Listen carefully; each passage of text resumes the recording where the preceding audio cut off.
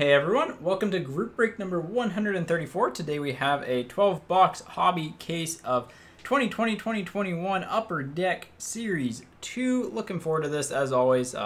Just generally good bang for your buck break. Hopefully, you know, we get some Kaprizovs. I mean, we hit a French Kaprizov last week and lots of good stuff overall. But yeah, anyways, without further ado, let's get into today's team random. Just as a little bit of a note, the break did fill live, so there are a couple people that have 3 spots, but that's because once the break hits live, just to open those up because everyone's had an opportunity to get spots at that point, so just to help fill the break. So here we go to the team random. So again, list the names 3 times and then list the teams 3 times.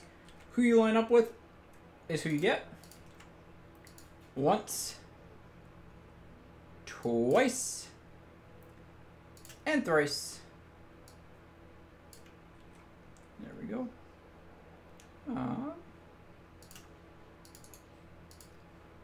And teams.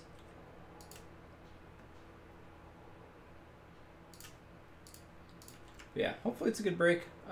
Once, twice, and 3rd time.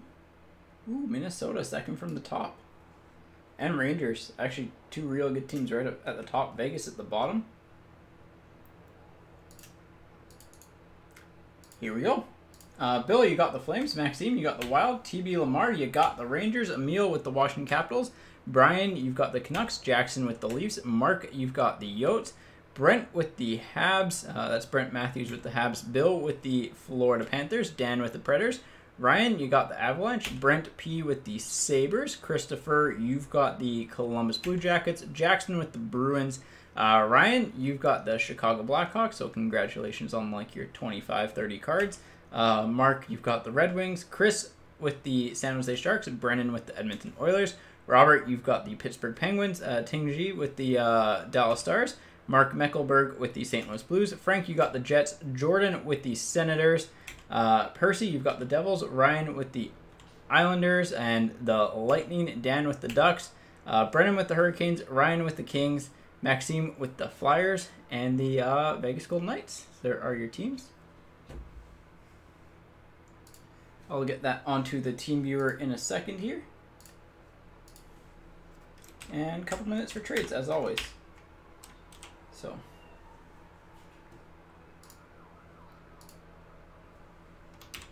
As the fire trucks go buzzing. Alright, hopefully this saved properly.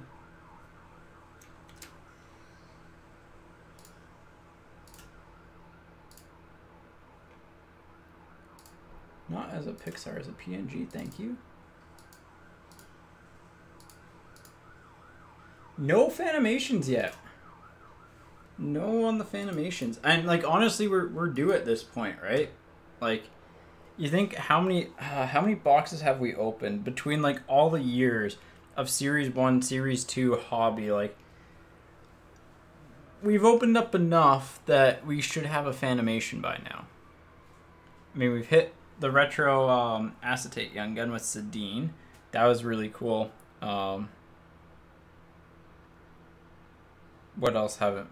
But that's like the main thing that we haven't hit yet. So. Also, I just noticed that B and the you can tell the Excel spreadsheet, like it's good, but it also at times like Rex names a little bit on it. So let me touch that up, especially if you got like a 2nd capital letter in your first name there. Actually, never mind. We'll leave that because then it'll mess up the whole spreadsheet. So, all right. I guess let's get started. I don't see any action on trades, so let's hope for a good break. So here we go. Oh, hold it from the bottom. By far the easiest way to open a.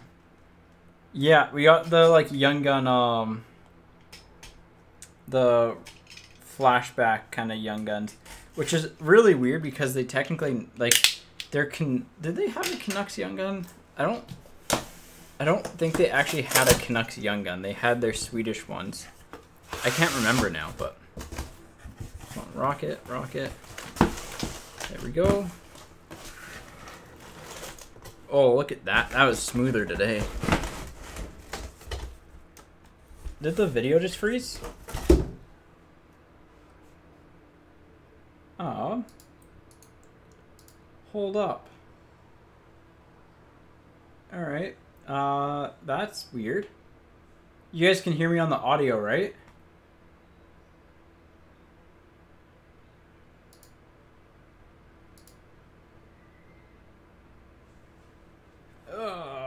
Did I bump the cable? Come on. Alright, there we go. We're back. Okay. That is everything, though. Sorry about that. That was really weird. So. I think I probably bumped the cable, but that is everything in the box. Yeah. I mean, you probably heard the struggle there. It should be back, just because the camera feed had to refresh. Oh, I might actually get a second camera set up, just because in case something dies like that, that way we can have the second one live as well. If both die, then that's just luck. But yeah, that is everything from the case. So there's even like a weird piece of glue that was stuck in there. Mark, I've thought about doing the dual streams just because it makes the experience better. But it depends. I'm close to wanting to switch to YouTube, just because it is like it's easier from a uploading after the fact because the breaks are always will always live on there type of thing. But for now, mainly like we'll do Twitch and then something after. So there we go.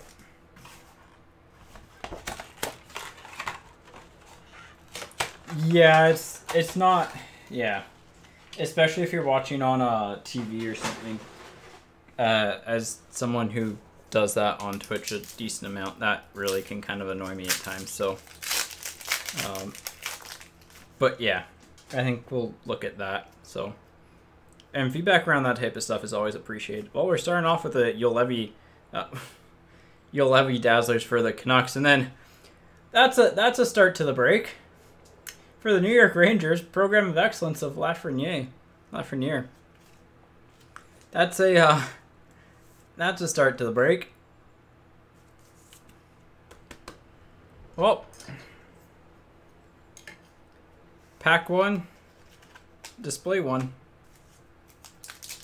think that's TB on that one. Yeah, there you go.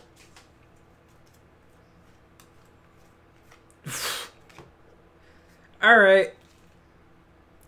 Pack 2, Kaprizov Young Gun. Oh my goodness. Well, you can't really get a better start to a break than this. So everything else in this box is just absolutely gravy.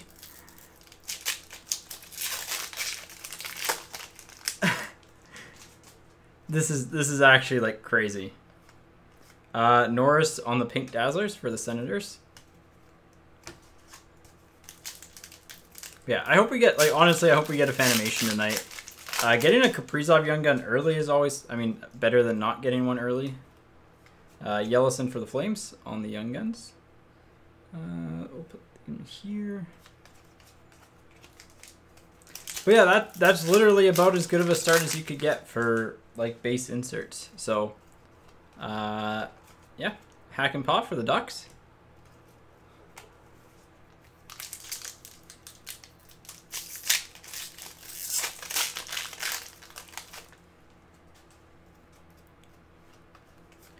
Dellandrea for the Stars.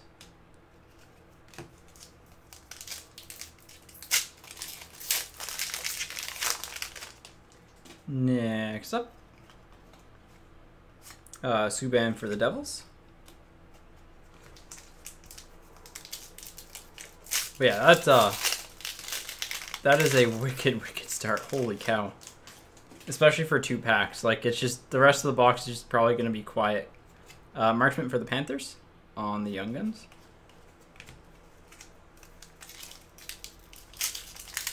Just because, like, those are legitimately 2 of the best cards that you can get. No, we have a clear cut, I think, coming. Atkinson for the Blue Jackets on the clear cut.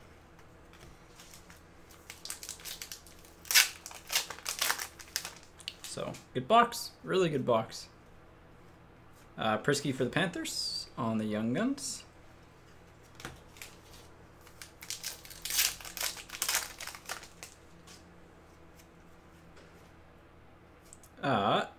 Ustimenko for the Flyers on the rookie portraits.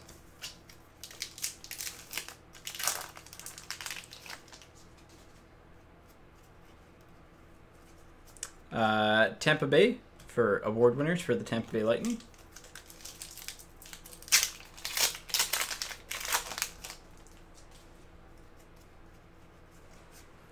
Ben for the Stars on the canvas.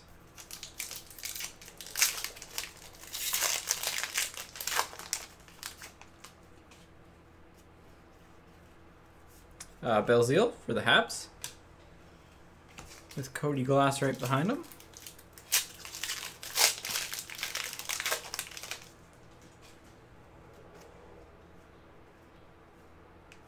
Draisaitl for the Oilers on the retro. I'm wearing a yellow shirt, so it's confusing with all this silver foil. It's just like, ooh, we got gold, we got like high gloss or something. And it's like, no, it's my shirt. Don't get that excited. Blue of Stuart Skinner for the Oilers. Yeah, it'd be nice to see a Young Guns exclusives. We haven't pulled one in a while, so it'd be nice to get one. A good clear cut would be nice. Kurashev for Chicago. I mean, I'd say a good French Young Gun, but we pulled like a really good one last week. We pulled Kaprizov last week, so. All right, sounds good. Bill, you got the Flames and the Panthers as a heads up, so hopefully, I mean, you've hit 3 Young Guns so far. Lankinen for Chicago on the Young Guns. I think he's not really in that sleeve territory. So like you've hit half a box, but hopefully we can get something really fancy for you. And same thing, hopefully for everyone we get something pretty sick. So Makar for the Avs, no French yet.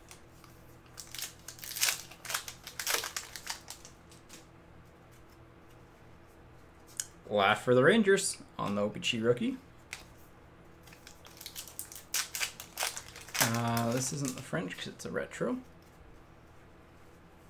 Retro of Braden Burke for the Yotes.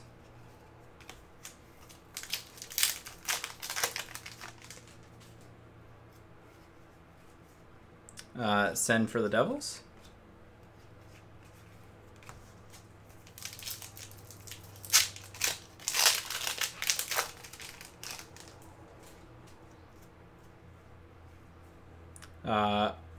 Lawrence for the Hurricanes and Petey for the Canucks on the French variation.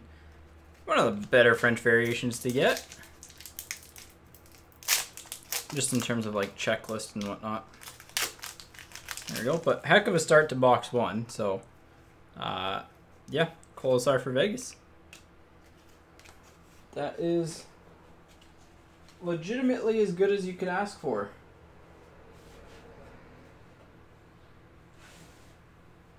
I'll add that you could reasonably ask for, because you could ask for more stuff, but like, yeah, I don't get it. You with the Flames, I mean, Mark's kind of been stuck with like the Yotes. I feel like he's been stuck with the Yotes a few times lately, but he was stuck with the Rangers for a while too, so it kind of like, I mean, it balances out. Who else? There's definitely, I think there was someone that had the Predators in like 3 out of like 5 breaks. I could go back and pull through all this actually. That'd be a fun off day thing to do, is go back and see who's hit what teams and how many times, and have like a little mini leaderboard at the end of the year or something. could be fun.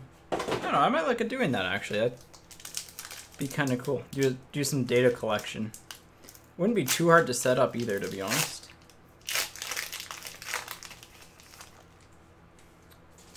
Yeah, I mean, like, this is a one break that you want to ironically avoid Boston, unless we hit like a flashback Young Gun. But Heart for the Flyers. This is like the one break that you ironically don't want Boston in. Toronto's solid though.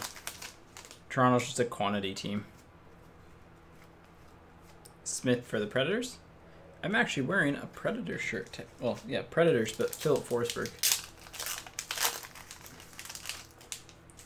Jersey card? Yep. Geeky for the Hurricanes. Again, soft corners, but that's common on those. But Toronto is solid. Not a top team, but like just quantity-wise, like you get stuff. So it's one of those like, if you're to buy, this is Cousins, right? Yep, Dylan Cousins for the Sabres. There we go. Another good one. Or Vladar, yeah. Honestly, wouldn't be a bad auto to get.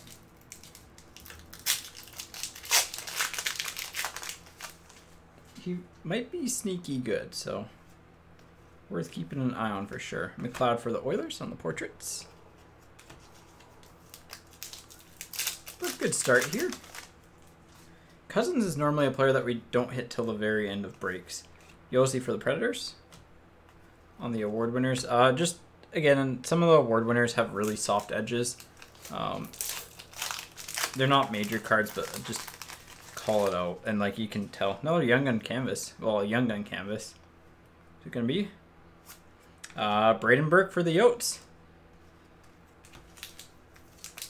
The Yotes aren't horrible in this. Quality-wise, yeah. Quantity-wise, they're okay. You'll get enough. McNiven for the Habs. I'm shocked he didn't get a Young Gun in extended because he's OPG MVP. He's kind of been a little bit of everything, and they've inserted him when they needed to, but he didn't get a Young Gun, which I find interesting. Prisky for the Panthers, just given some of the names on the extended checklist.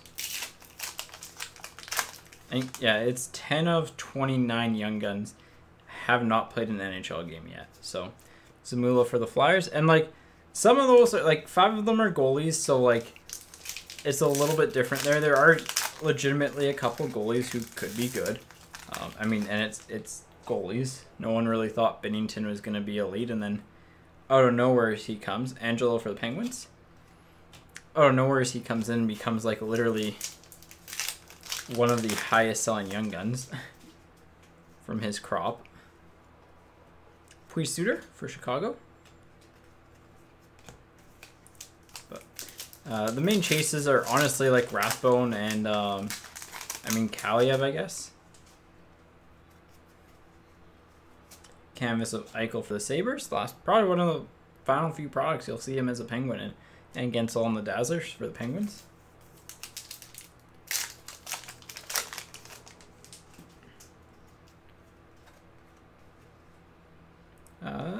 Leonard for the Sharks. Sharks are another team in this. They've got quantity.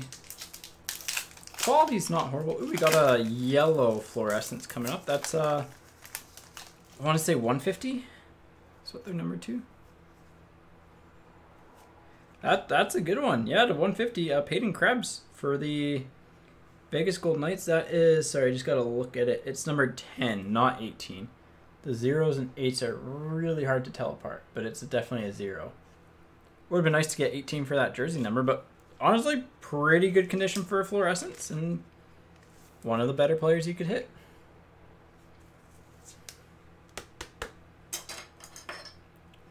That's stand worthy. Cool looking card, so.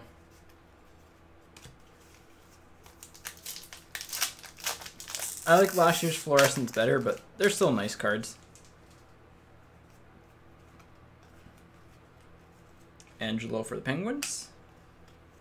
On the Young Guns, make sure there wasn't a card stuck to that. our French was in the second to last pack, I believe, last time. So typically within a case, they're within a similar area. Korshkov for the Leafs on the portraits. Just from all the cases that we've opened, it seems like they're consistently in the same place within an entire case. Berdine for the Jets.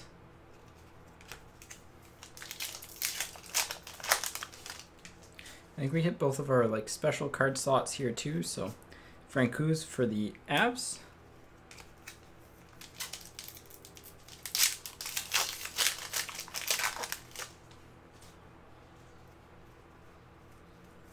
Zagadulin for the Flames on the retro. And the Flames, not like the worst team. You get quantity. In extended, they're actually not going to be the worst team there either. So McMichael for the Caps, because they have arguably one of the better young guns, which is really rough saying this, but in Connor Mackey, and he's like by no means a big name. So Yolevi for the Canucks and Muzzin for the Leafs on the French variation.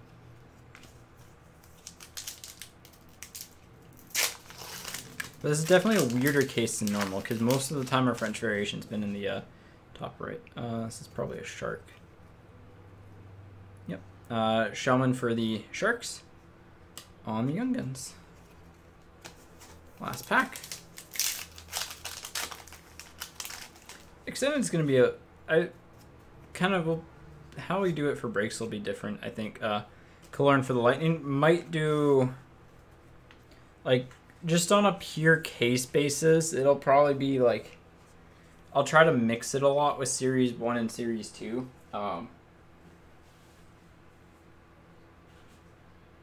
Just because that makes the most sense for it.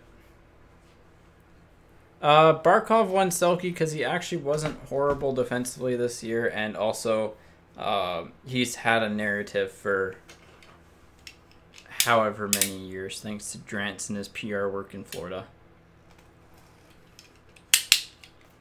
But yeah, a lot of it is kind of narrative driven. It's like how Doughty won the Norris over Carlson that one year. Like Carlson, by far best defenseman in the league. And it's like Doughty was just like, he hasn't won a Norris yet. And the campaigning like started before the season for it. And it's not like he had a bad year, but yeah, like a lot of NHL rewards or awards can be reputation based, and also lots of recency bias there too. Especially the GM of the year is my favorite one, because the voting happens after the second round of the playoffs, and so naturally you always get the top GMs in the league there. Well, top GMs in the playoffs still there. Hakanpää for the Ducks, just because the voting's done after the second round, and everyone just lazily goes to those GMs. When like if Bergevin lost in the first round, nice Mark. Got enough decoys. Khrushchev on the red for Chicago. Nice one there. But yeah, what was I saying? Well, like, if the Habs lost, like, had a goal scored against them in overtime in Game 5, we're closer to having Bergevin fired than we are to him winning GM of the year. Latuna for the Sharks. But yeah, those canvas mini autos are nice. So, I love those. Again, Chronology is like, it's a really nice product. I think with a little bit of format change to it, it could be better, but it's still really solid. Kivlenix, it's got a little bit of a ding corner there for the Blue Jackets. It's the only card in there. Ryan, you have the Avalanche and Chicago. So you'll have about 2 hobby boxes worth of cards if my math is about correct. Mikolo for the Blues. Yeah, I use them for shipping cards too. The other thing, honestly, if you've got base cards kicking around, those are really helpful. I have actually leaned to using those more. McDavid for the Oilers on the portraits, and Bowers for the Avs on the Dazzlers. Or portraits, the canvas for the McDavid there. What I normally do when I ship a card, especially if it's thinner, I would do like 2 base cards on the front of the top loader, 2 on the back, and like it does its job. Byram for the Avs. So, but yeah, I use decoys a lot for sorting too, just because they help when there's multiple breaks in a week, which there are a lot now. Ingram for the Predators on the retro.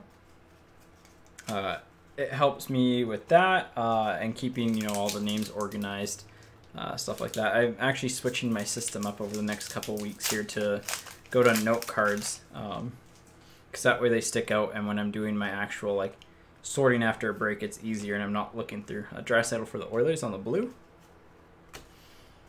But yeah, I mean, yeah, I normally do that with my base. It's just I normally did it at card shows, so it's really tough. Like I would just buy some team bags and stack them full of like cheaper young guns and stuff like that. Harkins for the Jets. And just give them to kids who come by, because like when I was younger, I got one and it was like kind of cool. It was just base, but like I go home, I'd sort them, I'd look at the stats. It was fun. Radish for the Rangers. And you gotta give them, like, you gotta get people into the hobby too, right? So, giving them that first taste is always fun. Couturier for the Flyers. The biggest thing I miss actually about the shows is that there's a kid who's always doing like the biggest young guns, or like all the young gun sets and stuff. Like very good with his trading. His dad obviously very fair with him. And like just try to do the sets as best as he can. Reinhardt for the Sabres. And so like I'd always just let him come through and pick out like the lower ones that he needed, and sometimes he'd barter, like try to barter a little bit, and I'd just like jokingly play a little hardball, but normally just give them to him. So Höglander for the Canucks on the Young Guns. It's I know when I was like growing up, my grandparents always used to take me to the dollar store up near where they lived and get random packs and stuff, and it was fun. I was always excited about it because I just like looking up. Ooh, flashback materials of Kirby Dach for Chicago. I feel like we've pulled maybe one of these before, but haven't really pulled many. So rare jersey card, value wise not the highest, but yeah. I think especially at card shows, I think it's a great way to get rid of the base. If it's like, if I've really got a lot of it, and when there's no card shows, like of my own personal base, or like I wasn't going to card shows, I would just bulk sell it, and like someone would pick it up and I just drop it off, meet them halfway type of thing. Did that a few times, because it's like there's people that just like to collect, and it's like I don't have a use for them, so like just give me what you want and we're good. Calfoot for the Lightning.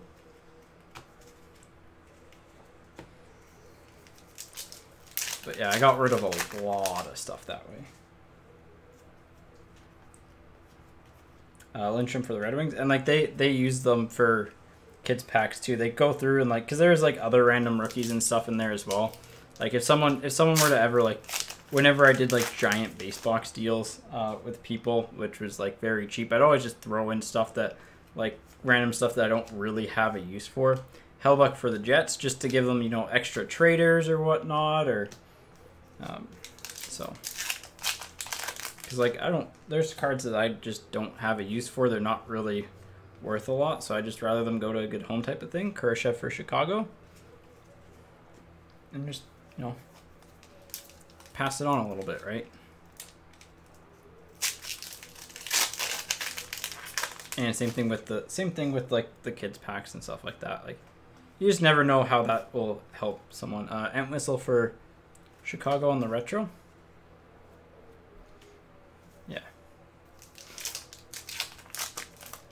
Yeah, like again, like to like 10-year-old me, getting a random auto would be the world. Marchment for the Panthers. Like, I would be so excited. There are a few, honestly, again, it's, with the pandemic, everything's been tough for base cards and, like, giving them out. Sometimes checking with hospitals can be good. Latunov for the Sharks and Line for the Jets. Sometimes checking with hospitals, obviously it's tough right now. Especially like children's hospitals. That was always a place that would like sometimes take them depending on, you know, the person. I mean schools even. Malay for the Capitals. So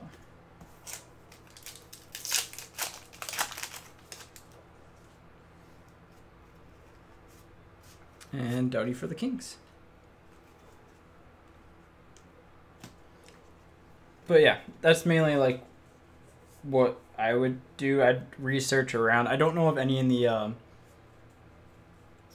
I haven't heard about any in Calgary personally, just because not really from the area, so, and I've never been from the area.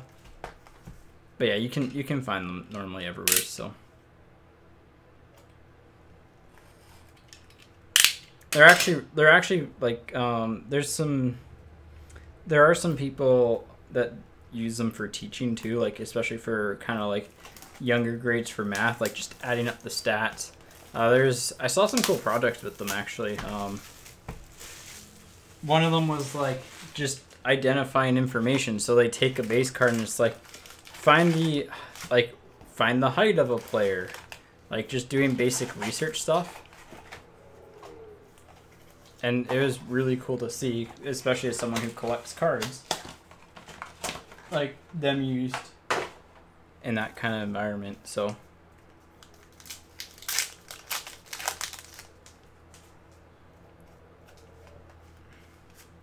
Wheeler for the Jets.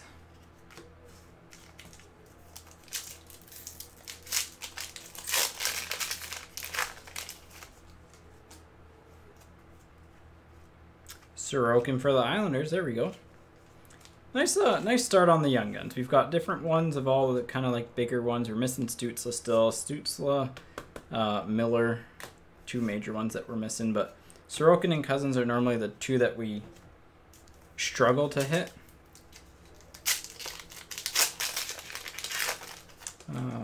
Third jersey card. Mikey Anderson for the Kings. Well, that's, hey, LA, you're on the board. Honestly, good. Like, that pretty much gives them a third or fourth card, which is good. Gage Quinney for Vegas. Nice. He's going to be a good goalie. I mean, he already is a great goalie, but it seems really solid.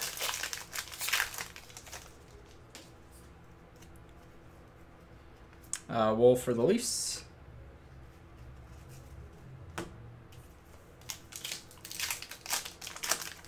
The only thing I will say about jersey card boxes is that they take away from everything else. McKinnon for the Avs.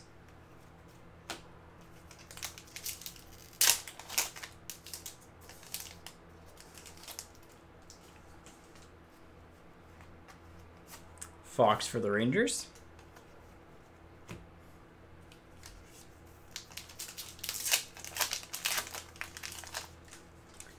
Next up, Bowers for the Avs.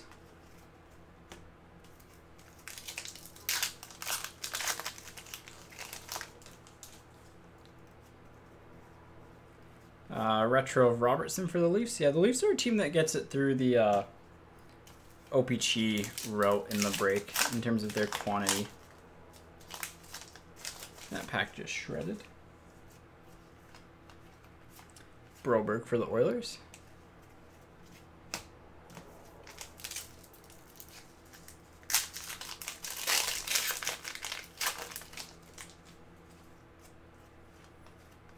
Belzile for the Habs. Speaking of the Habs, how's that game going? Can I get a score update in here? Barabanov for the Leafs. Again, I wish I could have it up, but I would be a little bit too distracted by it.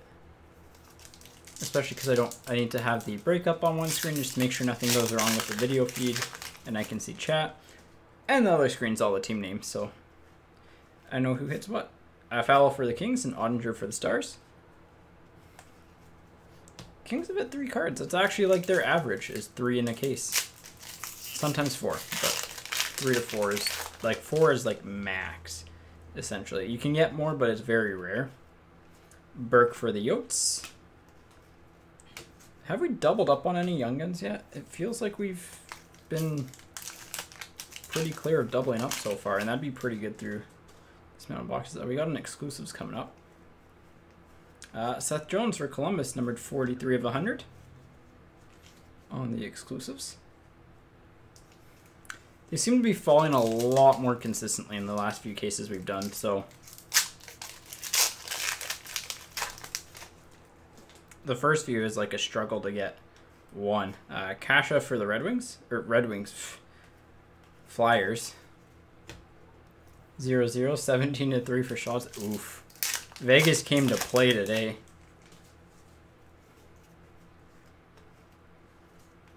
Stuart Skinner for the Oilers.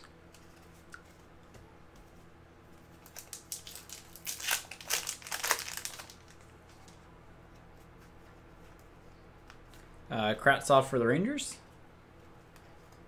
We haven't pulled a day with the cup in a while. Yeah, I'd like to see a fan. Like my goal today is a Fanimation for like the rest of it, because we pulled the Kaprizov. Like, I mean a Stützle would be nice too, but we've pulled like Kaprizov Young Gun exclusives, and that's like one of the chase. McLeod for the Oilers on the Young Gun canvas. That's definitely one of the chase cards, but like a Fanimation is just like personal, like card that we've never pulled that I really want to pull. Juolevi for the Canucks. Next pack after this pack should be our French variation.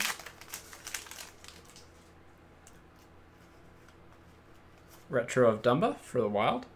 He's probably no longer going to be a member of the Wild after this year. Where he goes, to be determined, but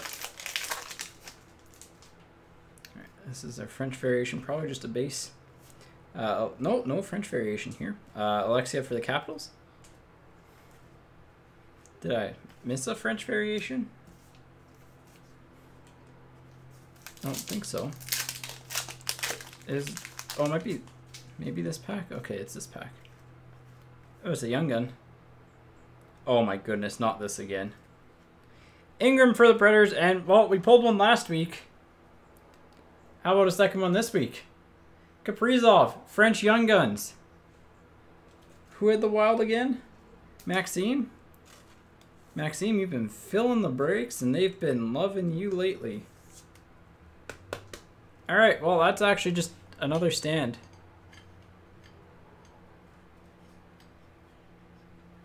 Let's address the stand, the stands back here. Kaprizov 1 can go there.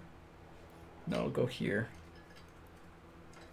We gotta make some room here. Hang on. Like, actually have to make room for this because it's a big card. I mean, we could take the fluorescence or the Jersey cards. Done. Yeah, I mean, so the whole thing with that, like, it's gonna be overblown because agents are going to say that to get their client leverage. It's like the whole Hamonic, like, he's open to being to all other 31 teams. Like, heck yeah, he is, because he can use it as leverage. If you're not open to those teams, like, if the offer's right, sure. But, like, you use every bit of leverage you can to get paid. And that is one of them.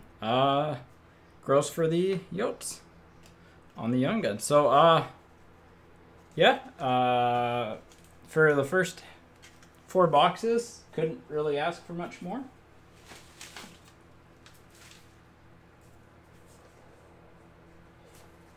Oh, I forgot to post a picture of the Jari from SP Game Use that we pulled this week. There's just the patch with like the penguin hand in it. That card is disgusting. Again, not the best player, but Heck of a box again, as like the last few boxes have been.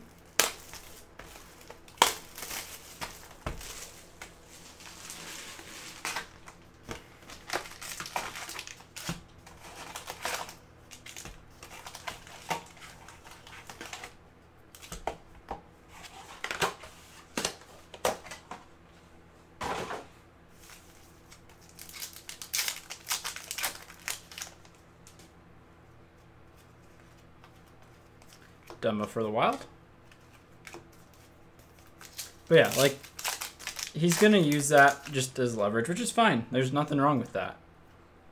And, like, people shouldn't be upset about that. Bowers for the Avs on the Young Gun canvas. Not bad.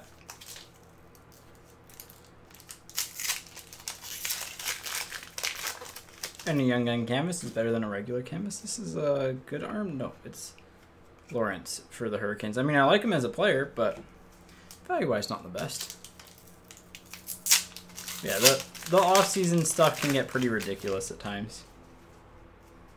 I think we got a clear cut coming up. Oh, it's a Young Gun. Kasha for the Flyers on the clear cut Young Gun. Again, all of them this year seem to be, they accidentally put the wrong side as like the kind of like less saturated. But we did not hit a good clear cut Young Gun. RIP to that dream. We could hit I guess we could hit like a exclusives, clear cut exclusives still, but that's pretty rare to get 2 in 1. Pagansky for the Blues.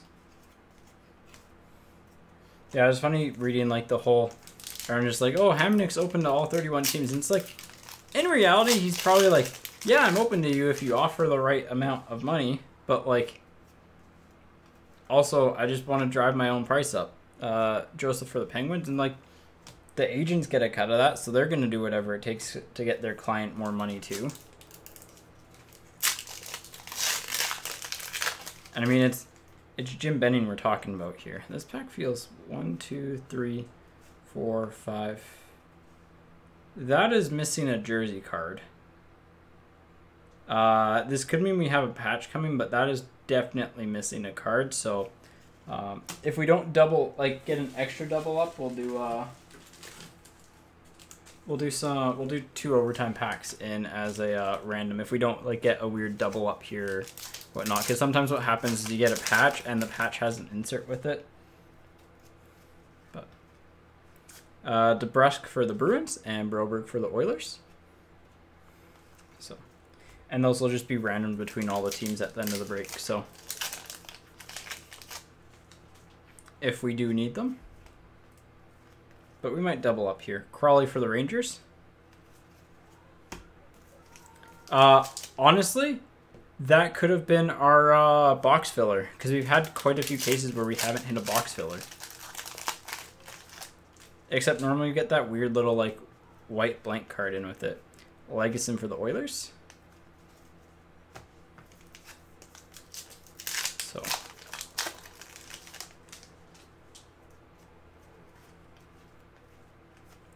Soderstrom for the Yotes.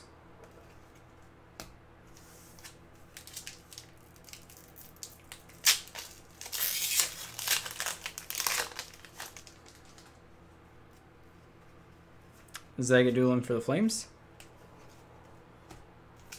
Yeah, hopefully we still see the box filler. That makes sense as a card that's missing, because jersey card pack normally has 5 base cards in the jersey card.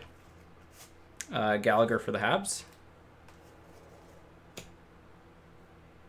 Yeah, I picked like that pack. Like after handling the pack so much, you kind of get a feel for like how thick they should be and like whether or not they're missing cards. Entwistle for the Blackhawks, and that one definitely felt a little bit on the light side.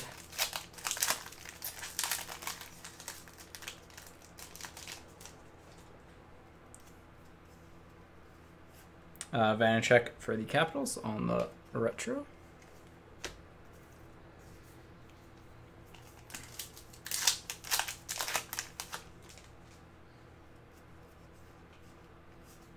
Ingram for the Predators.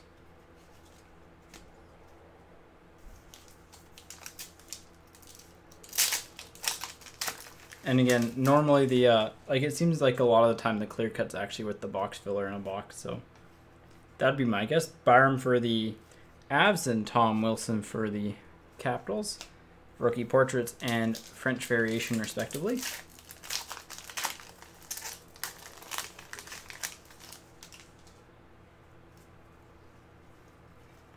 DeRosier for Florida.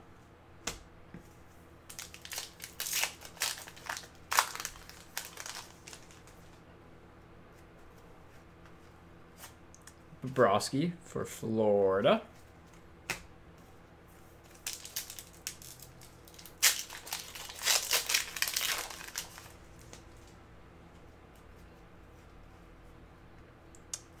Robertson for the Leafs. Yes, next we are based in Canada.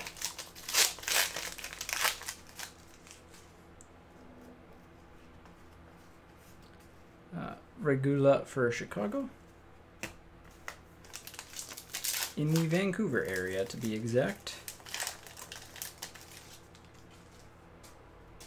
Kind of like more Delta Surrey, kind of, sort of. Soderstrom for the Yotes, more Surrey though. Like kind of like just on the other side of King George. Like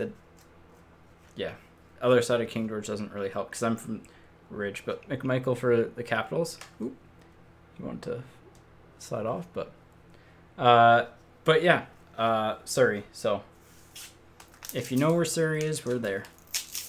Obviously, Surrey's pretty big, but link is literally just the channel here. I'll just link in 1 second. Skinner for the Oilers. Don't have that stuff set up yet. I keep on meaning to, but see if it'll. No, I don't have that copy and pasted. Let me throw the team viewer up here half a second. But it's literally just zephyraptic.com. Same with social media. It's just that.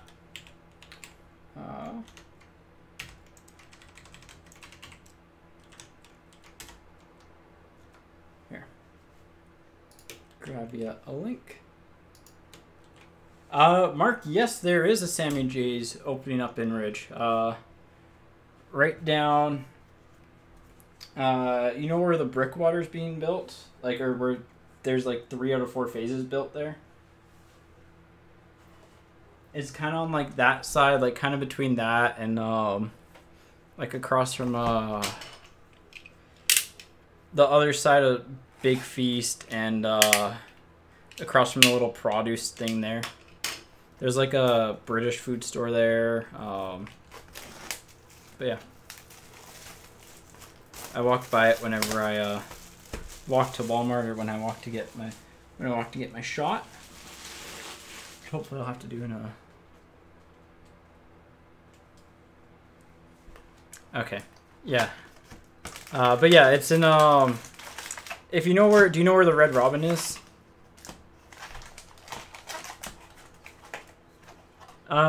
Yeah, I mean, like we do breaks, kind of, they get posted every Monday or Tuesday for the week. But yeah, shipping is free as long as you just select it in the checkout process. So Blackwood for the Devils, and if you don't, we'll make sure to try to catch it too. So, but yeah, it's by the Red Robin, kind of between Red Robin and where the old Safeway, the Thrifty's food was, kind of, it's in between there. So, between Haney Place and Valley Fair. Vanacek for the Capitals. So, yeah, I completely forgot what it. The only reason I like remember that is because I walked by it enough. Joseph for the Penguins, and it's a brick building, and there was a Pokemon Gold stuff.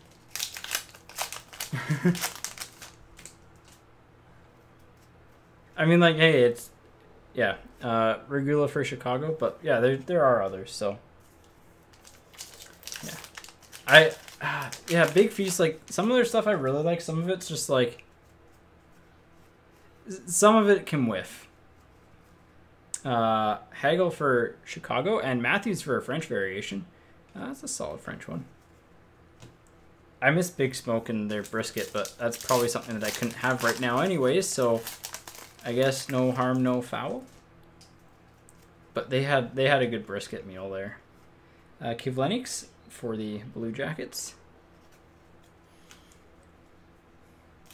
Yeah, I mean, we try to make sure our prices are fair, so like that they're fair for you as a collector and everything. So Scheifele for the Jets. That's like, he's in the ultimate. I didn't the ultimate. I'm gonna become a full-on villain in the off season, and oh boy. Krebs for the Vegas Golden Knights. But yeah, and that's really like what we try and do, is make sure that it's fair. Because like at the end of the day, it's about enjoying it, right? So Army for the Penguins, and like it's really not, it's not enjoyable when there's expensive breaks and you don't get anything to show for it, type of thing. Like obviously that's hard to avoid with some products, but Coughlin for Vegas on the blue. But like even for like even Series 2, like there are some bad teams, so like two things that we try to do is make sure that like you don't get shut out, just to make sure you get something. Anderson for the Kings, obviously that can vary, but you know, but yeah, like that's the main thing. So nice. Well, glad to hear that you're here and that you found us. So Braden Burke for the Yotes, and we've been breaking Knicks. So no, Wednesday, Thursday, Friday are our typical break days right now. It's kind of one of those, the Brinkat for Chicago. It's been like that for a while. There will be some over the summer. I know in August there will be probably a week that we won't probably have a break during, just because I've got to get some gotta get a procedure done then. But Angelo for the Penguins on the young end, soft edge on that, by the way. So like, but the best way to get notified for the breaks, like, and like, I'm not just saying this to sign up for the email newsletter, but like that is legitimately the best way to get notified for the breaks is our email newsletter, because the second that email goes out, the breaks are live. Clear cut of DeBrusque for the Bruins. So the two worst teams are in the Kings and Bruins are actually getting some stuff here. I'm actually not sure on that. I mainly do like just the sports and the breaking of that. But yeah, any questions, like Facebook is a good place to ask us, email, everything on the site, like just feel free to ask away. The entire team's really, really good. So Milos for the Sharks on the young guns, like I was a customer before I ended up started working here. So, and it was again like just one of the best hobby shops to walk into, and just really lucky to work here. So Prisky for the Panthers. You know, nice. Yeah, I think DBZ is starting to pick up a little bit too, right, market wise. Bobby Ryan for the Senators. Yeah, I mean, I'm not shocked, because I am, but I'm not at the same time. There's definitely like legitimate product fatigue, and again, I mentioned this at the start of the break. That's perfectly fine. Byram on the Dazzlers, and then Brett Hall for the Stars.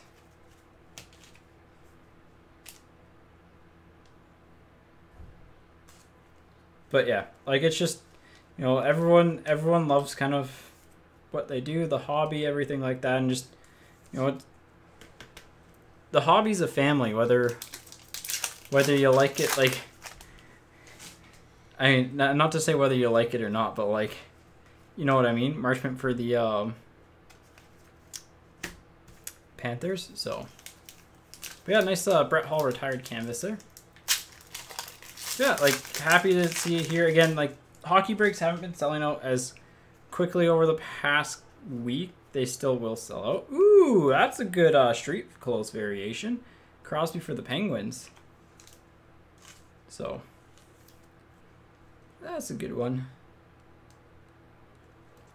Obviously not the highest value card, but still cool. Short print insert. So the other thing we like to do during the breaks is one thing is like highlight kind of cool cards along the way, like cards that are rare, because I don't know, it's just worth it. Minnesota, have yourself a break. There's the second Kaprizov Young Guns. I mean, like, DeBrusque, you got a clear cut. All right. So 2 Kaprizov Young Guns and a French variation. Like, slow down.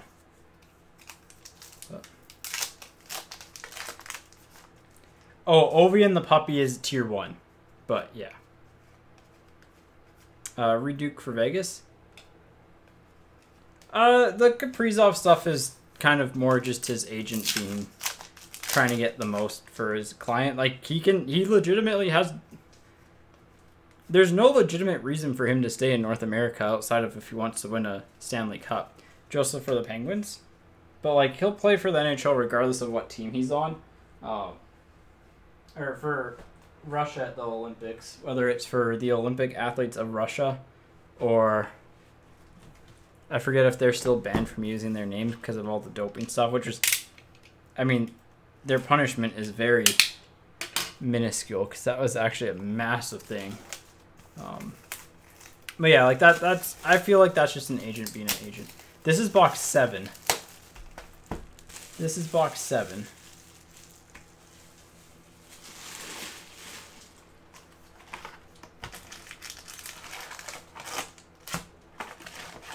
Yeah, it's just like there's a point to be made too to have like I know I took a little bit like sports management in university. So yeah, halfway mark. But that's what I was studying for. But like there's legitimate arguments made there that were good. These are so like this is just a 30 team or 31 team random case break. Or yeah, team random case break, that's the words. Romanov for the Habs, misprint. So foil shifted up. Honestly, the first Young Gun that I've seen a misprint on this year. 60 per spot.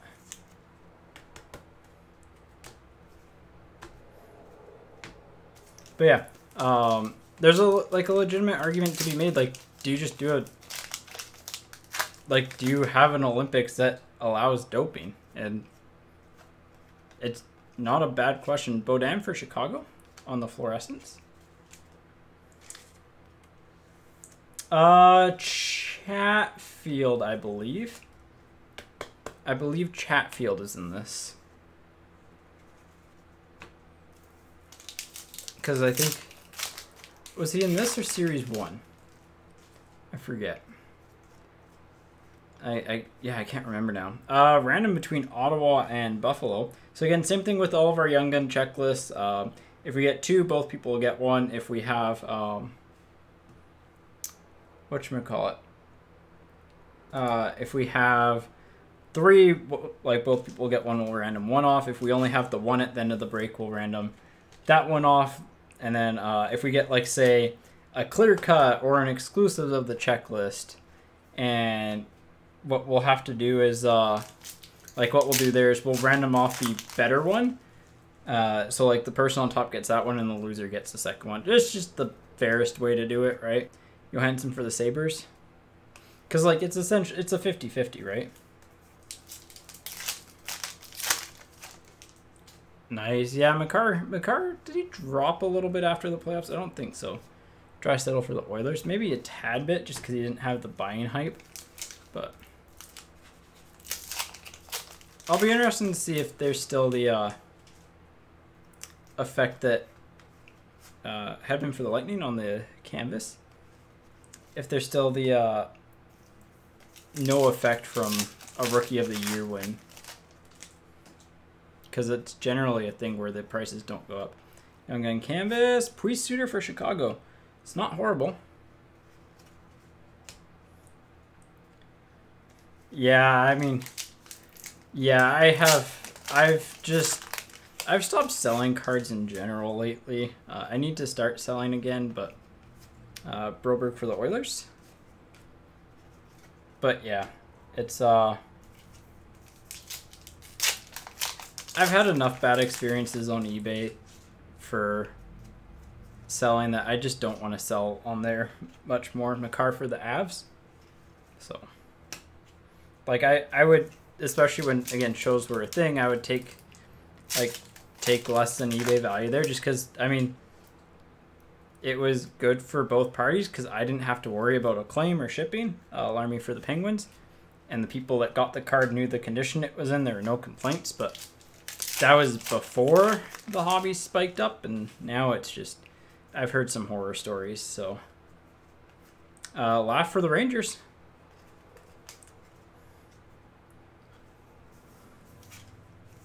Nice. Yeah, Vancouver's solid in this. I mean, Hoaglander's really good. Hoaglander's very, I'd say, underrated right now. Nigel for the Sharks. A good friend of mine has pointed out that Hoaglander was like legitimately one of the top right wings in the league this year. So, Weber for the Habs and Laugh Dazzlers for the Rangers. I mean, that's a good Dazzlers. So Hoaglander's going to be an interesting player because if he can keep his if he can just pick up his point totals a little bit and score 1 lacrosse goal, 2 lacrosse goals, I think his market goes up a lot. But he's very good. Sharon Govich for the Devils, another solid young gun. Nidrov's solid as well too for the Sharks. Nice. Glad you enjoy it. That's why it's the way it is. I know we haven't done pick your teams in a while. There's a couple reasons for that, but Soderstrom for the Yotes on the red. But I don't know if we'll be doing pick your teams for a little bit, just because we did have some slight issues there that I think have resolved with the switch to the simple, just the add a spot to your cart. Send for the Devils. By the way, let me know if you're liking that. Let me know if you're liking the single team, or just add the spot to your cart rather than having to pick your actual spot number.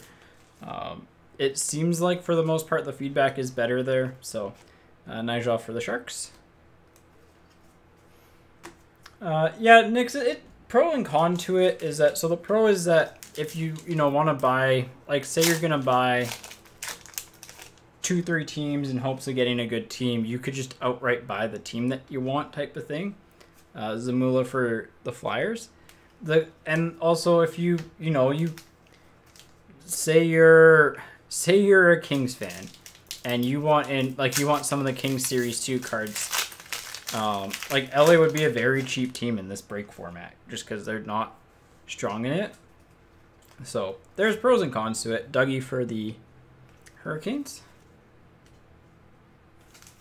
Yeah, there's pros and cons to both. So, yeah. I mean, Jax, I would say it's a bit of both. Larmy for the Penguins, obviously, with random, the more spots you buy, the better odds you have of getting good teams. But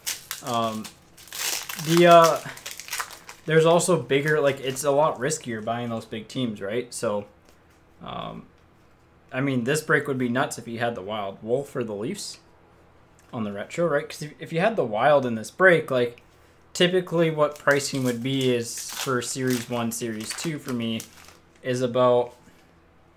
The actual value is essentially for a team, it should be about 1.5 their Young Gun values. Sorrent's for the Hurricanes, plus a little bit extra, a little bit more than that for the top teams, just because, all the parallels and stuff. So, if you only hit one of the Young Guns, you have, your margin of error is really bad. Kratzoff for the Rangers, and Cody Glass for Vegas on the French variation. There's actually a decent amount of good Young Guns in Series 2. You get one good one per box, which is nice. Melee for the Capitals. Obviously, there's some that, like, you want more than others, but for the most part, it's a pretty, like, it's a really weird release because it's like, it is a solid checklist. However, it is nowhere near as good as what it could have been if there were like 5 more debuts. Like if Byfield debuts, Zegras debuts, Drysdale debuts day 1. Like, whew. Yeah. Like I am someone who is very like analytical when I do, especially my sports card stuff. I mean, when we do team pricing and stuff, I have, like when we did team pricing, I would do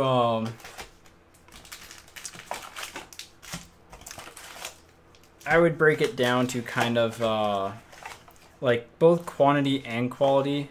And so like when we did pick your teams, what we'd also do is we take, you know, the most desirable team. And last year it was like essentially it would always be either Vancouver, well typically be Vancouver just because we're Vancouver based and they'd be the most popular team. So that way, you know, you don't miss out on that. You don't miss out on them per se. Next card. Sharon Govich, yes, Percy. Just recently. No Smith yet. But yeah, like, the risk and reward sometimes for the top teams can be very tough. Black Diamond, I don't think we have any more of. Trilogy, yes, it'll be scattered in breaks. So, Soderstrom for the Yotes. With some of the like recent hobby products, I like to use them mainly in mixers. So like adding in, like for example, we had a mixer this week that was Reduke for Vegas on the retro. It was 2 boxes of Series 1 retail, 2020-2021 Series retail. 2 boxes of Artifact, 2 boxes of SP Game Use, 2 boxes of SPX, and 2 boxes of Trilogy. So like, just try to vary up the products. Lawrence for the Hurricanes on the blue. But yeah, what I was saying about team pricing is that like generally like I'll break checklists down into cards per team and like total amount of cards, and then also, you know, look at their value. Clear Cut, this year's Clear Cut was a really, really good example of that. True for the Sharks on the rookie portraits, because the Edmonton Oilers had the lowest card quantity in that product. And like we did just random hit there because it just made the most sense. But like the Oilers barred on like least amount of cards in the product. However, all of their cards were Gretzky or McDavid. So Kivlenix for the Blue Jackets. So if you hit a card, you're getting the hit of the break. And it's just like finding that balance is actually really, really tough sometimes. Brome for the Red Wings. First time we pulled him. So it's just finding that balance, right? It's tough. Sveshnikov, street clothes variation for the Hurricanes.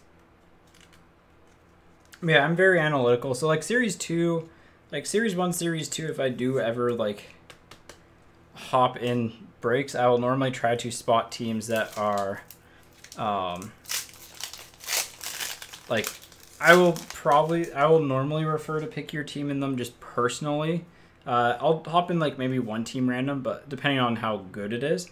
Mikolo for the Blues, but like for example 1920 I targeted Toronto because, and I think it was Toronto and San Jose, just because on average you were having like you were getting your best bang for your buck. Birdine for the Jets, and they were kind of underrated at the start, so yeah. Mr. Sveshnikov. I love Mark Nuke. Still upset that Canucks didn't draft him. Coughlin for Vegas, longtime Giants fan, so.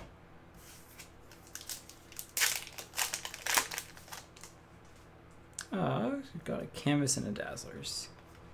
Bo Horvat and Bondra for the Capitals. So second retired Canvas. Hit the over on those. Should have no special Canvas cards left then. Typically you get like 2 of one and 1 of the other between Program of Excellence and Retired Stars. Sometimes it's only 1 and 1, but sometimes it could technically be 2 and 2. Just rare. Ehlers for the Jets.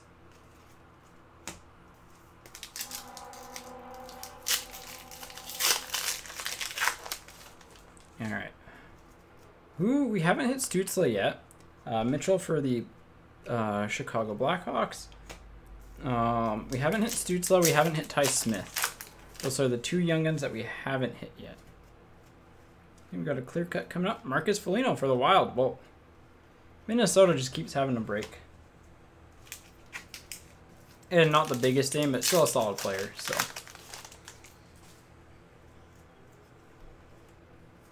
Miller was another one that we hadn't hit yet. So there we go.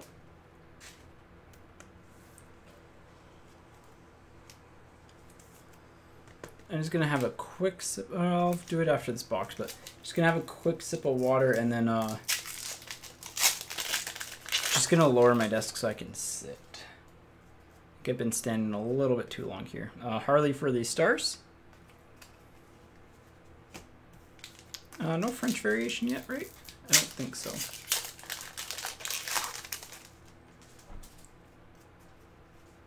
Maybe we did. Hedman for the Bolts. There's 4 after this, so this is box 8. Skinner for the Oilers.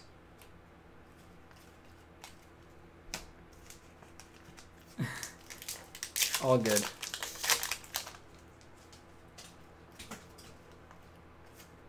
Ottinger for the Stars.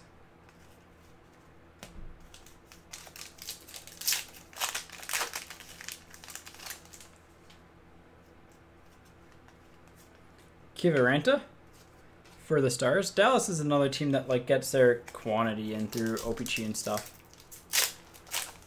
Okay, so if it's back to like our regular box full, these should be the French variation. Broberg for the Oilers, and yep, Pullman for the Jets. And this product is one thing, and it is fairly consistent.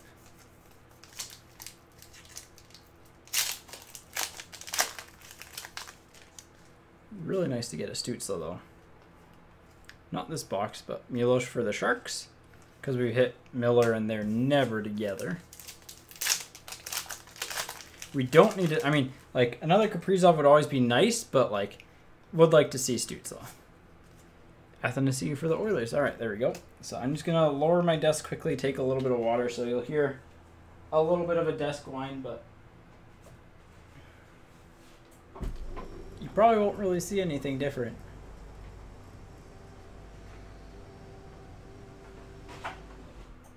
There we go.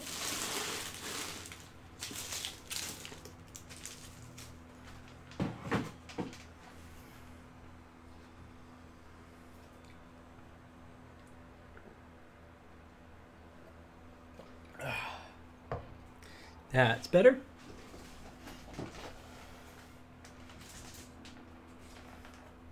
All right. Let's put that there. I'm just gonna, where's a decoy? I'm just gonna shrink the stack a little bit because it's getting a little bit too big for my liking. There we go. All right, so this is box 9. After this box, 75% of the way done.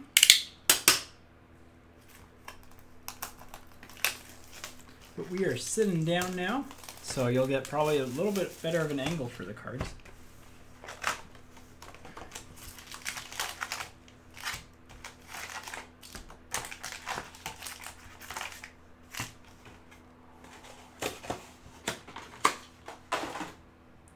All right, here we go.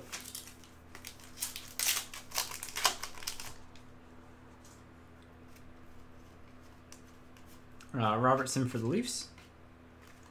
But yeah, hopefully everyone's doing well. Hopefully everyone's having a fun time. Hopefully everyone's got, you know, some fun things they're doing on the weekend. It being Father's Day and all.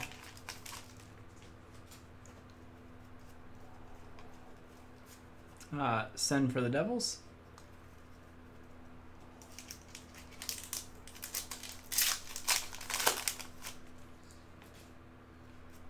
Next up, no Young Gun yet. Ryan for the Senators.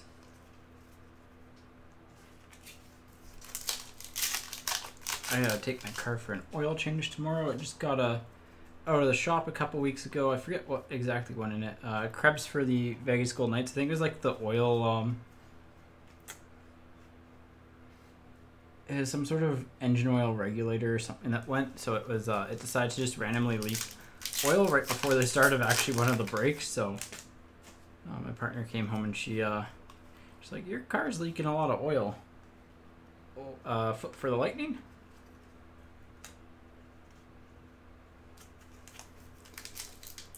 And lo and behold, that was the issue.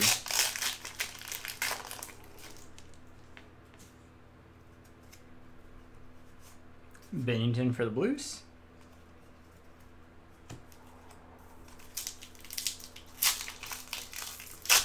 Let's see. We need the Stützle. Like, that's really the...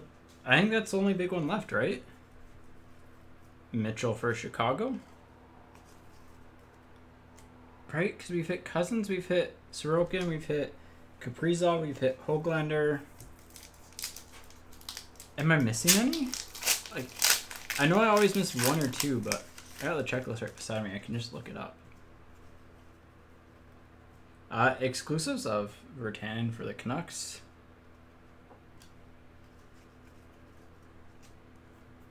Let's see, who have we got? We haven't got Chatfield, so yeah, Chatfield. We've got Romanov. Ty Smith we haven't hit yet. So he's kind of one of the bigger ones. Stützle, obviously.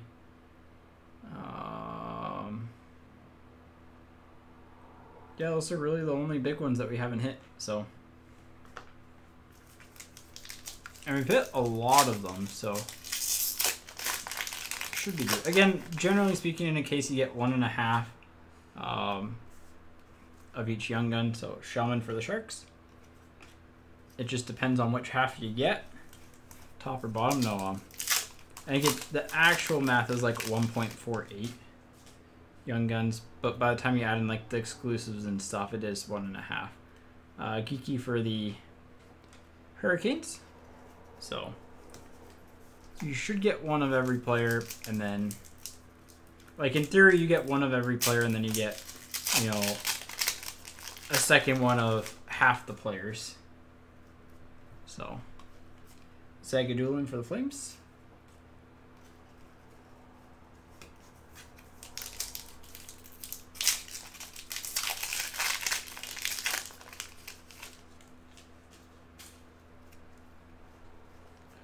Braden Shen on the Dazzlers. Well, we hit a second program of excellence. Krebs for Vegas. Krebs for Vegas. Yeah, didn't think we'd hit a second one. So that's defying the odds there. Yeah, I mean, it's not my card to do that with, but yeah.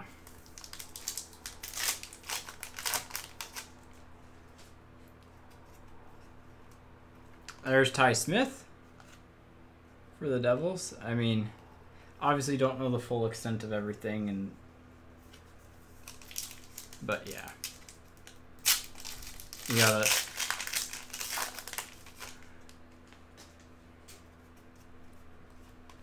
gotta believe, right?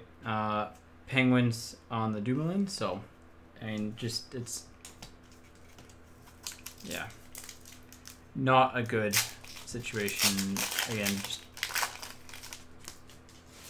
hopefully everything gets resolved as it should. So, Lankinen for Chicago. And there's a lot of great work being done right now in the hockey world in general about just, you know, making people more aware of issues that have happened. I mean, the Chicago case is a really big one right now. Reed Duke for Vegas. With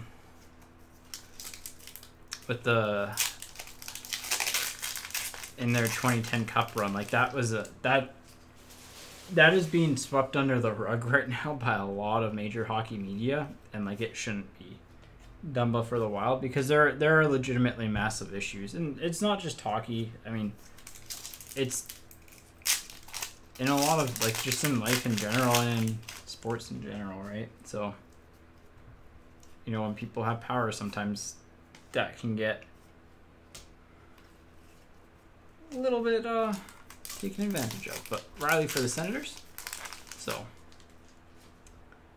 yeah, I like, again, just hope everything ends in the way that, you know, the victim and like everything kind of happens. So, Ent Whistle for Chicago. But obviously it, like, non-zero chance he's played his last game of hockey. So, and like, honestly, if it happened, then he doesn't deserve to play again. So, laugh for the Rangers. You know what?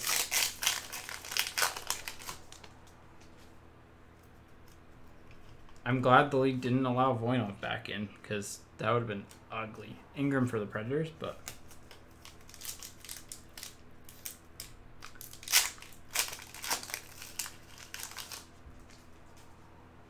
there are bars, and the NHL apparently does have them at a certain point. Anderson for the Kings and Giordano for the Flames.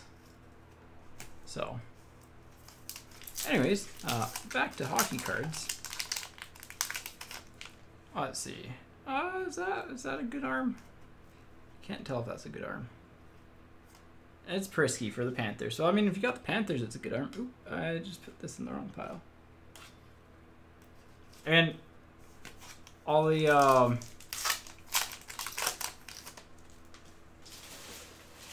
Young Guns and stuff get individually sleeved and top loaded. This is generally going to be the individual sleeve and top load pile.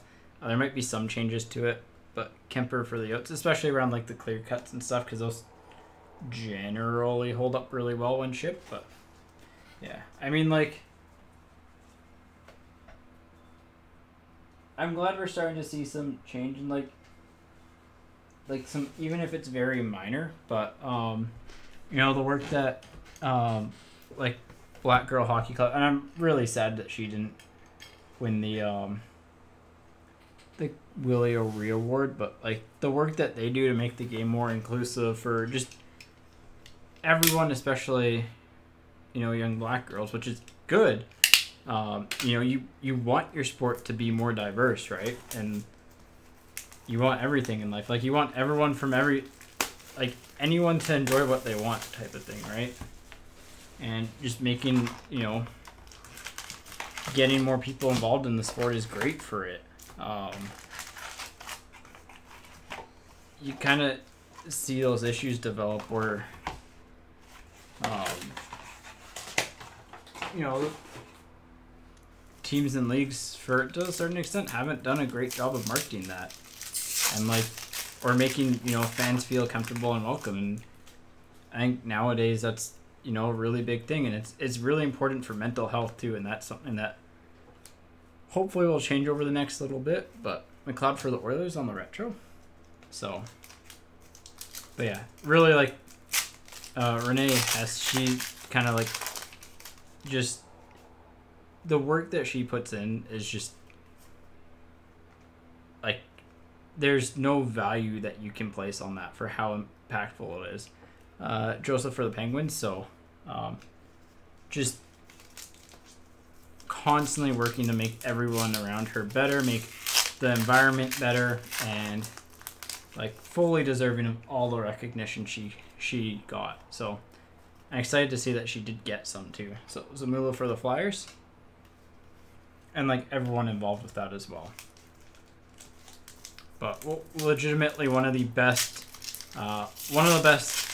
people at growing the game of hockey.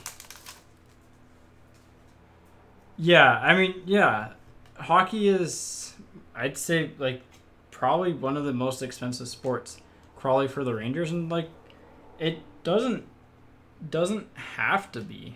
It's just like, yes, ice costs money. Yes, all the gear costs money. The sticks are another part that's really expensive, but like, part of that's just become kind of, hockey's been over the years. Theodore for Vegas kind of has become a bit more of like it has become a more of an elite game, right? Like, you have to have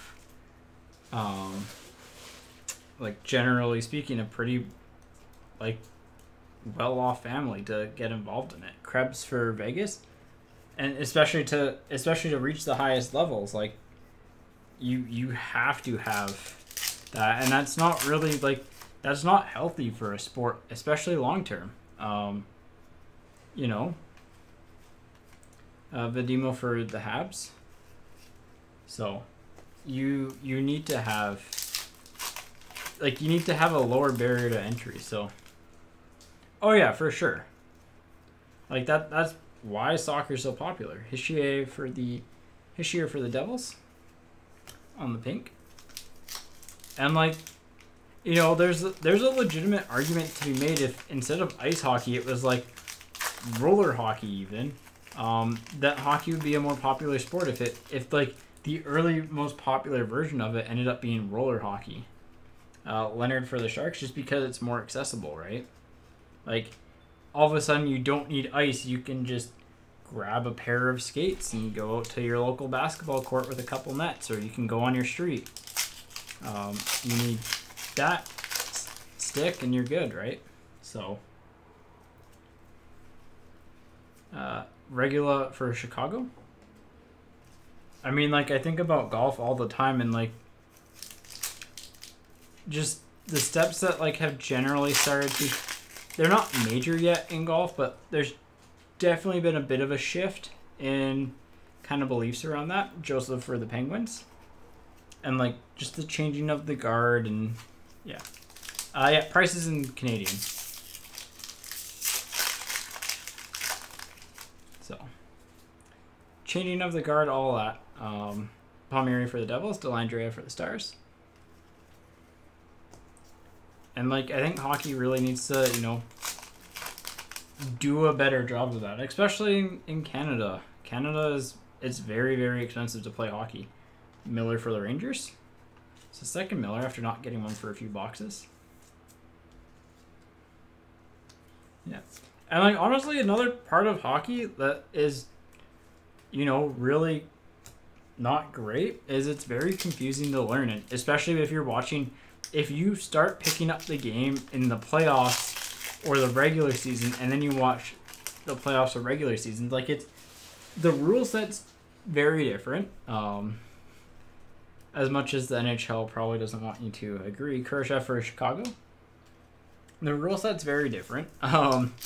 What you can get away with isn't great. And I mean, like, yeah, there's obviously, like, just, it's not the easiest sport to pick up and play if you don't know it. Suter for Chicago. I mean, like, I always thought cricket was super confusing, but I was able to learn, like, pretty much the basics of cricket when I started watching it randomly on TV within a short amount of time without reading anything. Frank Kuz for the Avs, and like, that's one that like people I'd always point to as being like, yeah, that's a really confusing sport. But then like, I spent a few minutes, it's like, man, if someone like watched hockey for the first time, they would have, like, they kind of get the goal, but all the rules and stuff are, there's a lot. Bobby Ryan for the Senators. And like, that goes a long ways with the sport's accessibility. So, okay, I feel like we've hit a lot of like premium canvas cards. There's an Ingram for Nashville on the Young Gun canvas. How many Young Gun canvases are we at? We're at 1. It's honestly kind of like, I don't quite know that, but like, it's kind of like a case by case thing. The left's got a bit of a soft corner there, by the way. Some of the cards do actually. Suter for Chicago. 3, 4, 5. So we're at 5 Young Gun canvases. Then the 1 program, 1 variation, or 2 retros, and then 2 program excellence. So yeah, we did a lot of premium canvas though. But yeah. For breaks though, like Monday or Tuesday for posting. So if there are breaks next week. Fan check for the Capitals. Again, I do have just a little bit of like a heads up. I do have some like stomach issues going on. So if I do have something, like if I can get in for my test earlier, I absolutely will be. For the Stars, Dellandrea on the retro. But yeah, like, it's just, it's a really confusing, like, hockey's a really confusing sport. And, you know, especially, like, fighting is an area where a lot of people get confused. Regular for Chicago, like, a lot of people be like, oh, fighting's the best part about hockey, but fighting's actually probably one of the biggest detractors for new people to the sport, because they don't understand why people are, like, all excited and why it happens so much. Entwistle for Chicago and Jordy Ben for the Canucks on the French variation. Yeah, I mean, like, it's been insane in terms of stock. Just everything gets sold out so quickly. So, unfortunately, don't have much control over that. Send for the Devils. But yeah, again, email, like, the email stuff is just the best way to get notified of, like, when product comes in and everything like that. So, but yeah, hockey is just super hard to learn. So, hints for the Stars. And, like, there are people that have played hockey for their entire lives. Like, they understand the, like, gist of the sport, but, like, they can't understand, like, some of the minors, like, the minor details, or they can't explain them super well either. So, yeah, I don't know when that'll be available for pre-order, but that is going to be a hot product. Especially, I mean, you've got potential for, like, Caulfield, Zegras, and Byfield in that. And you've also got potential for, I mean, Series 2 should be really good next year, too. There's a lot of holdover rookies, so. Caulfield's very good. I know, it's the same thing as Höglander. Like, short, but doesn't mean they're, like, weak. Especially, like, Höglander's so strong. It's like people always just like, oh, like, you need power forwards and stuff. Just like, power forwards have to be big. No, you can have 5'9", 5'10" power forwards. I mean, Crosby's a power forward. Look at what he does with his butt half the time. Like, just blocked people out. Rantanen for the Avs. And, like, Crosby's 5'11". He's not the tallest dude out there. That's my favorite part about hockey analysis, though. There he is. Had to wait a while, but there's Stützle.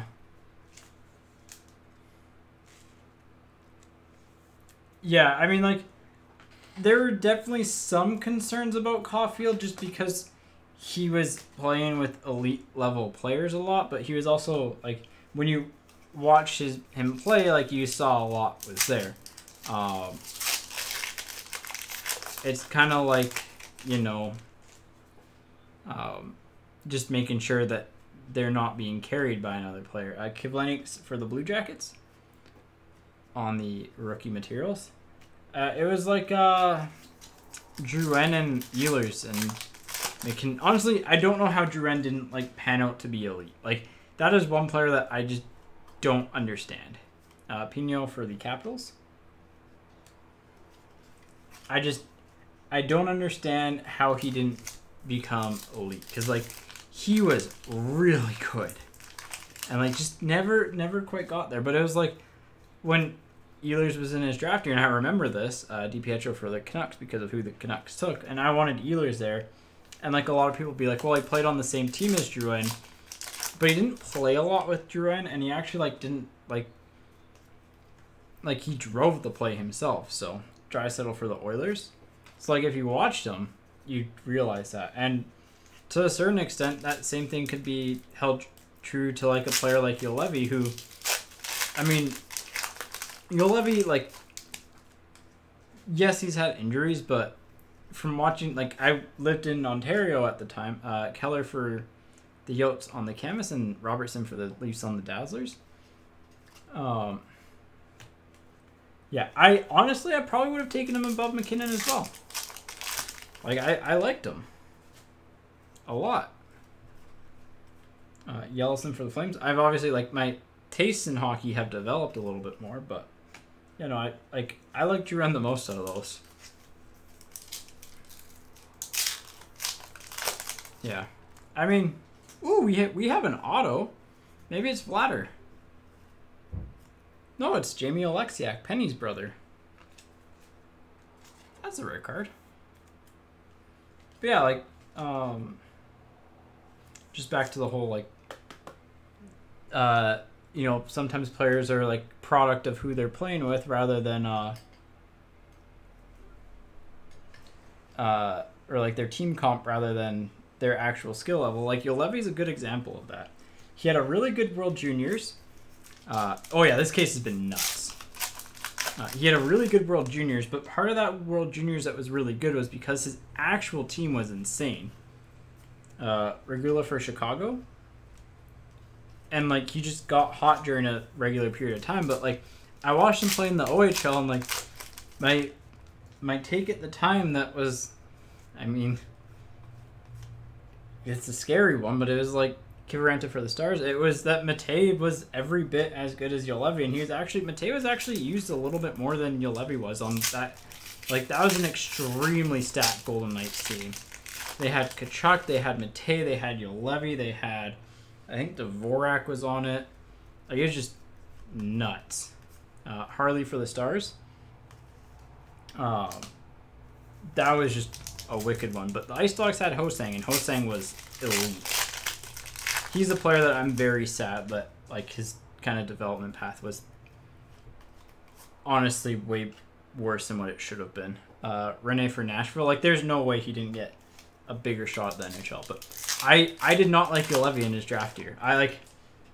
In the top 10, no way. Prisky for the Panthers. Where Chychrun went? Sure. But, like, Chychrun and Sergachev were miles ahead of where he was at the same age. Like, enough that it's, what the heck are you doing taking him there? And, like, that draft, I liked Adam Fox better than I liked Juolevi.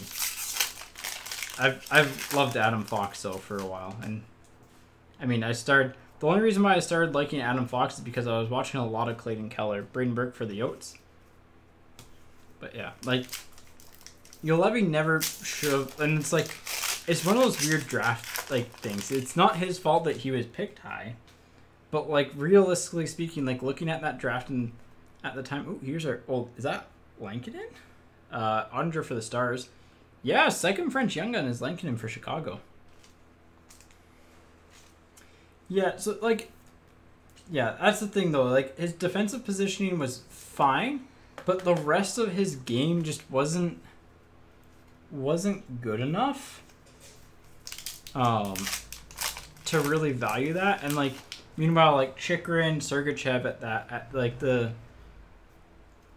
we're doing that and more. Poganski for the Blues. So, and, like, yeah. Obviously, some hindsight in there, but, like, even, like, at the time of the draft, it was, if you wanted the defenseman now, you take Chychrun. If you want the defenseman long term, you take Sergachev for me. Ustimenko for the Flyers, and it wasn't close for that.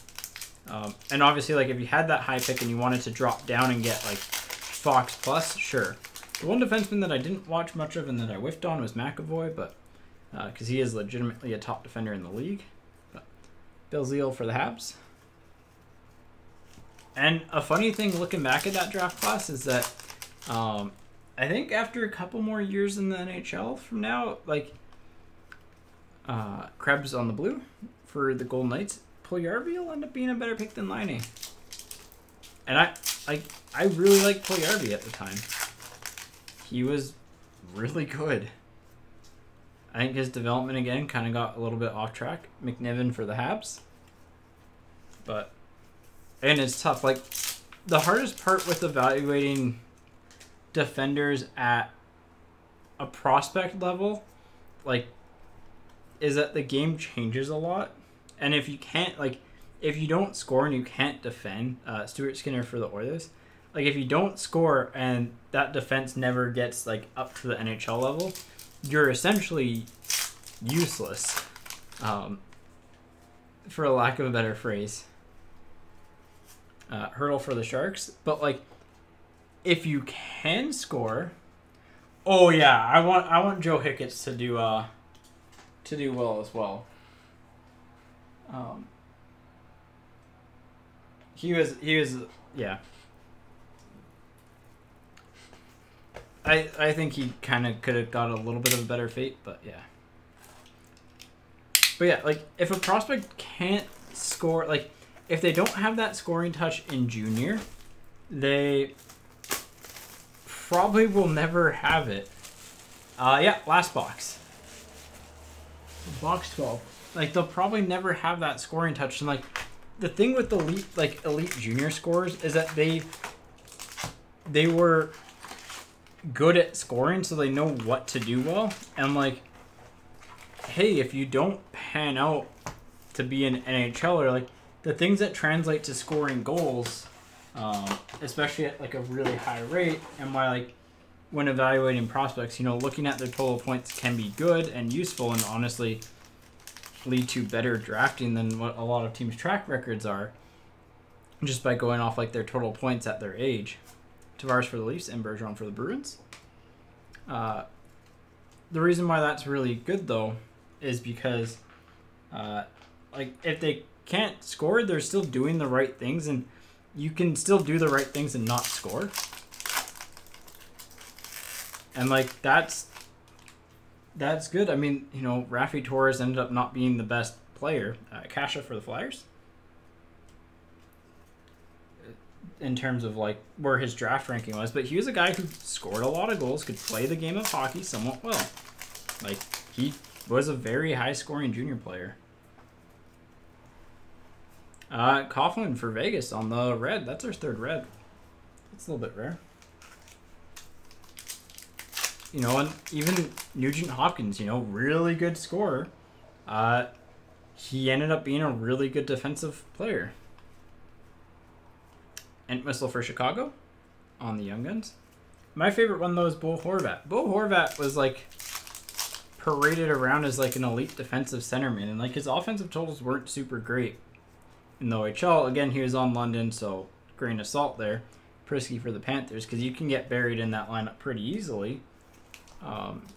But he's ended up being actually, like, he's a really good offensive forward, but defensively, like, his defensive game isn't actually that good. Reed Duke for Vegas, like, it's not as good as what people think it is. So, but because he had this reputation growing up that, like, he was really good defensively, it's kind of stuck with him. Even though, like, the underlying numbers and even the eye test, like, aren't super great for that. Pavelski for the Stars. Yeah. Like, he's good on the face-offs. Like, he's good at that. But, like, just, there's a lot of times where he's just not quite, like, he's just not at that top level that everyone kind of puts him in. Sorokin for the Islanders. So doubling up there. Like, he's at best an average defender. And part of that comes to his line mates, but, like, he had a good line mate with Höglander this year. He had one who wasn't great with Pearson this year. Offensively, fine. No issues there. Very, very good offensive player. Very talented. Bellows for the Islanders. Defensively, though, there are definitely issues for concerns. And, like, honestly, there's, by the time the Canucks are, like, a Stanley Cup contender, if they, you know, rebuild over the next couple of years really well, you probably look at trading Bo Horvat. Mikolo for the Blues. Yeah. I mean, there are very few hockey players who are actually consistent every single game. It is a very demanding sport, and even if you're slightly off with the amount of luck involved in it, Carlson for Chicago on the rookie portraits, like, it's going to be really hard to be consistent. You know. But, like, he does elevate his game when he needs to. Makar for the Abs. But yeah, I don't know. I think long term, like, oh yeah, we did need another Young Gun canvas, so this makes sense. Harkins for the Jets. You know, he works really hard too, and I think that's the other thing people use in defensive valuation improperly is players who, like, look like they're trying really hard, like skating really hard, stuff like that. So they tend to correlate that with defensive success rather than them being good defensively. Ottinger with the stars. Because there are players who like look lazier when skating that are actually really good defensively just because they don't need to move as much because they can conserve that energy because they know where they need to be. And, you know, that kind of separates the elite from the good. Birding for the Jets. So.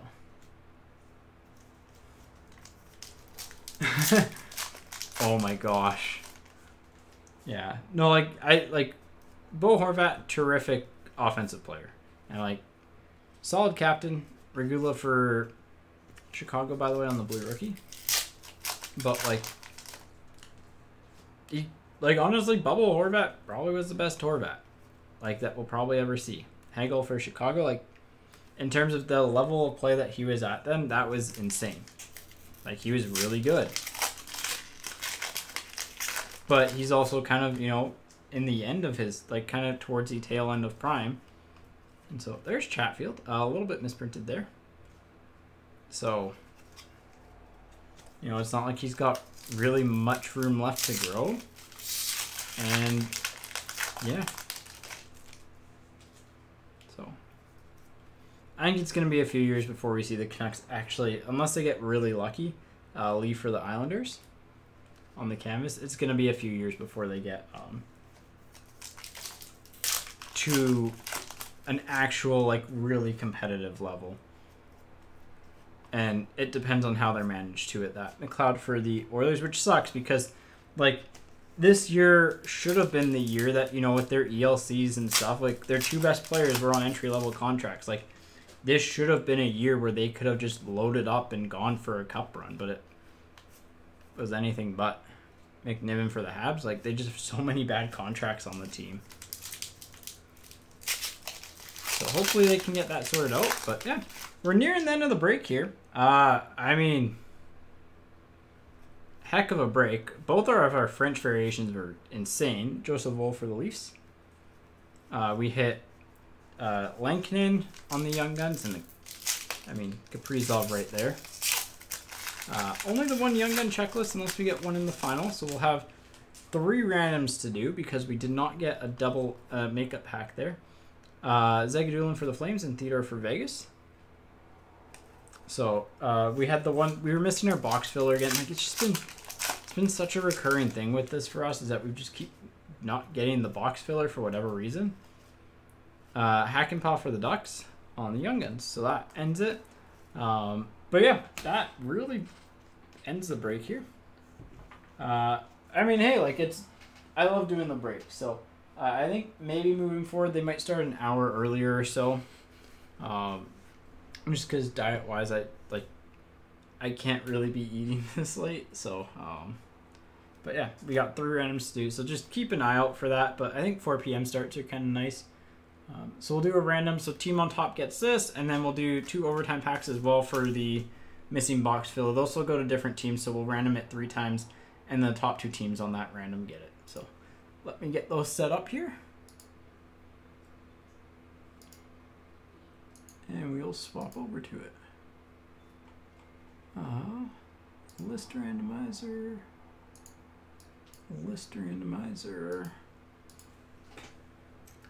Ottawa, Buffalo. But yeah, I love doing the break, so. And again, thank you all for filling the break. Thank you for coming out and having fun and just interacting in chat. That really, like, honestly, the chat interactions, talking about hockey, talking about whatever, really just, it does, like, it makes it a lot more fun, too. Like, I have fun in general, but it does make it a lot more fun, so.